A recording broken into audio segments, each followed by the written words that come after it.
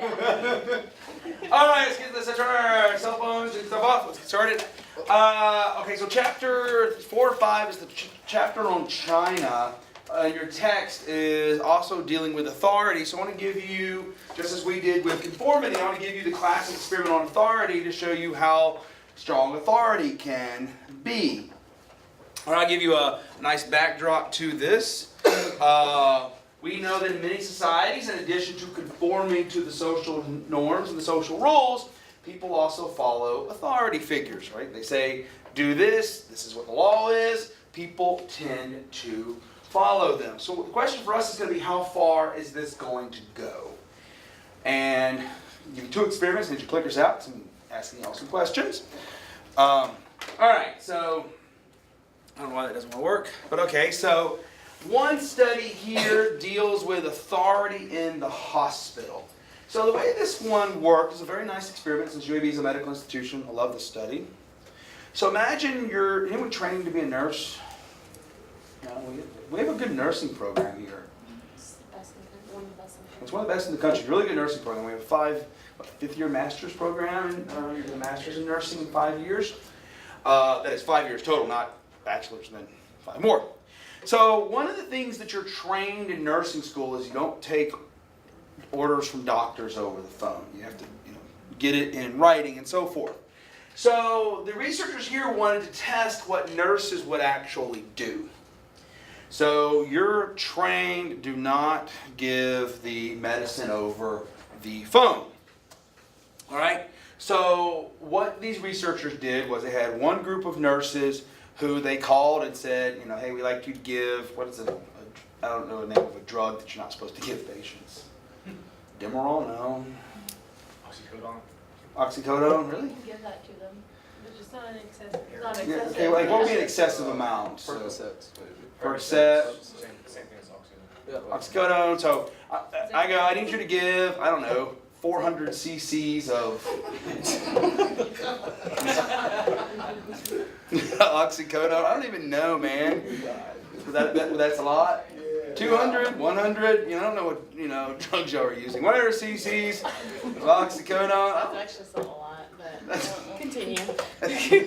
You do not know your drug. We already the previous class already knows I don't know my drugs. I was like, how much, forget what it was, heroin or something. Like, how much heroin? And then keep upping my dose.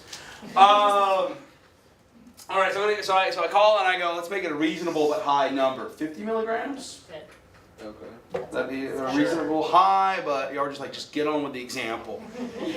30 is usually normal. 30 is normal? Okay.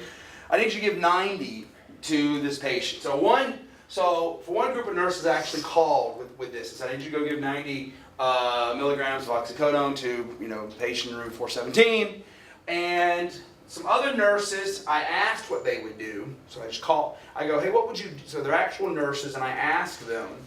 And then I had student nurses, and the student nurses are taking classes. So my first question for you would be, do you think, let's do this on a scale of 1 to 4. So on a scale of 1 to 4, so I'm leaving out, so remember, you're trained not to do this. So this is no one would go. D is the majority, so you can sort of fill in your rank scale here. So this might be like a third, a half, whatever. Would do this. How many nurses do you think will actually go and give the medicine? How many? So my scale here, A is no one, third, half, or D is the majority of nurses will go and give this. Let's go at 5, 4, 3, 2, 1. Let's see how good y'all are. Here's those results. Okay, so the mode of response is somewhere around half, so what, half to, so this is really, all right, so let's see. So when they did this, so I'll give you all the results here, clear that out. All right, so we have the student nurses. So what did the student nurses do? Not a single one of them would. Right, because you know the correct answer. No. What about the control nurses? These are actual nurses who were asked what they would do. Oh, there it goes. 20% of them would. Why a difference here? Because they've been on the job and they kind of, once you tend to become kind of stable in your position, you cut corners. Okay, but you know the rule, right? You know the rule is do not give prescriptions from over the phone. Right? So you're violating a rule here. It may not be like a major thing. Like what? So it could be like a common practice. Could be common practice. So like we've all had jobs before, right? Where that's a big deal, right? This you may go, oh, this is not as big of a deal rule, but it's still a rule, right? We're not supposed to do this. But what do these nurses know that these don't? Is a hospital an egalitarian place? The doctors are ahead of The doctors are ahead. And if you say no, right, so if I go, I need you to give 90 milligrams of, I don't remember what drug we're using, Demerol to patient 417, and you say no, what might happen? You can say, well, I ordered you to do so. I ordered you to do so. That's against policy. What are you doing this Christmas? You're working. Yeah, oh, you don't have plans. Overnight. Right, yes, you followed policy, but it's not one of those, maybe not as serious. I suspect this was actually serious since it's being recorded. But you may go, everyone does it. Here's what's going to be interesting. We asked y'all what y'all predict is going to happen. So with the on-duty nurses, they had to stop them on the way to the patient's room. You're You're gonna kill going to kill. Many of them were actually mad that they had done this experiment. They're like, we're going to lose our job. No, we were just seeing what you would do. This is sort of disturbing. There are policies, but the hospital is not an egalitarian place. It's a definite hierarchy, and the nurses, even though they were following policy, had upset that little hierarchy. So today we're going to look at these sorts of issues. And the standard study of this, and it's always worth mentioning again, was done by a man named Stanley Milgram, and based on World War II. So just remind you what happened in World War II. Europe all went to war with each other. Japan attacked us. We went over and bombed them. But if you remember, the Germans put Jews, gypsies, and other people they saw as undesirable in concentration camps. So here's some of the concentration camps. They loaded them up onto trains and so forth. Then they would, when they would arrive at the concentration camps, they'd very often be stripped. And then what might happen? What?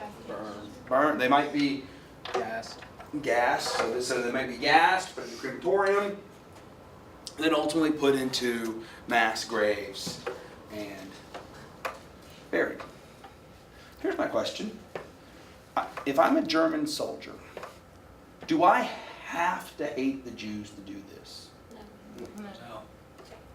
Why not? You're following orders. Yeah. Wait a second. It's right. Emily, come on. Seriously? You think that some dude tells me to go murder a bunch of Jews and I'm going to go do it? It's them or you. Yes, he's into you, yeah. It's either them or me, right? Because the military is a hierarchical structure. I have been given a direct order by my superior, who's wearing some buttons on his jacket. And if I don't do it, something might happen to me. Well, here's what was intriguing. Have you ever been to the Holocaust Museum in D.C.? What'd y'all think of it? I was about 8, so I thought it was boring. You need to go back. Yeah, I mean, they give you the number and everything. I mean, it's Yeah, it's pretty an cool. experience. Yeah. I actually couldn't, I went, I was in DC in December, and I went, and I, could not, force myself to go. Wow. I remember all of it, but especially that they have the name of 1 or 2 soldiers for a fact that actually were ordered to shoot in a line like people, and they said no, and they were actually put with them and they were shot. So they had as far as on the museum goes, 2 soldiers that refused. Yeah. So some people did refuse, but you also know that if I refuse, it's Main examples. made examples. So you now learn what are the lessons. What's really intriguing, if you go to the Holocaust Museum, it's well worth going. But there's a bookstore. When I was leaving the bookstore, in a very somber mood, right? Because you are. It's a very somber mood. They had a book there, and a psychologist had interviewed all the major figures in the German Third Reich. And one of the major figures was Adolf Eichmann, pictured here. And I didn't know anything about this. But I start flipping this book, I'm like, oh, this is kind of intriguing. I'm a psychologist. He's interviewed all these major figures. I wonder, did he get this real psychoanalysis of Eichmann, where he saw what he had done? And what was intriguing is that Eichmann's defense was not that he hated the Jews. The Eichmann's defense was not they deserve to die. Eichmann's defense was not, aren't you proud of us? Eichmann's defense was, I'm just a low-level bureaucrat pushing papers. My papers just happen to say, kill the Jews. Do you agree with Eichmann that ordinary people in his situation would have done the same thing? Yes. There's some cynical yet accurate. Well, it did happen. Yeah, it did happen. But you could say that Eichmann was somehow particularly sadist, right? I mean, that's just the whole concept of like duty versus morality? Do you have a moral duty to actually go against an order in that? Well, yeah, do you have a moral duty to follow some orders? But that was Eichmann's defense. And what's intriguing though is you start going through this book, give you some more people. This was the successor to Hitler, commander-in-chief of the German Navy. I had no prejudice towards the Jews. It's intriguing. Here is the minister of propaganda. Curiously enough, some of my best friends in the Breslau school were Jewish. They were sons of Jewish immigrants. There was always anti-Semitic feeling in the school, but I never participated. We started to see a pattern. Their basic argument was, This wasn't my idea. I was just Following orders. Here's another one. Minister of Economics, some of my closest friends were Jews. I had many Jewish friends, socially and in business. Wow. No one did anything.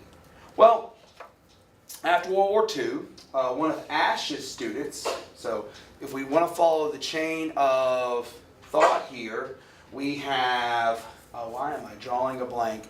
We're looking at dots in a black room. Begins with an S. Why am I drawing a blank on his name? Sheriff.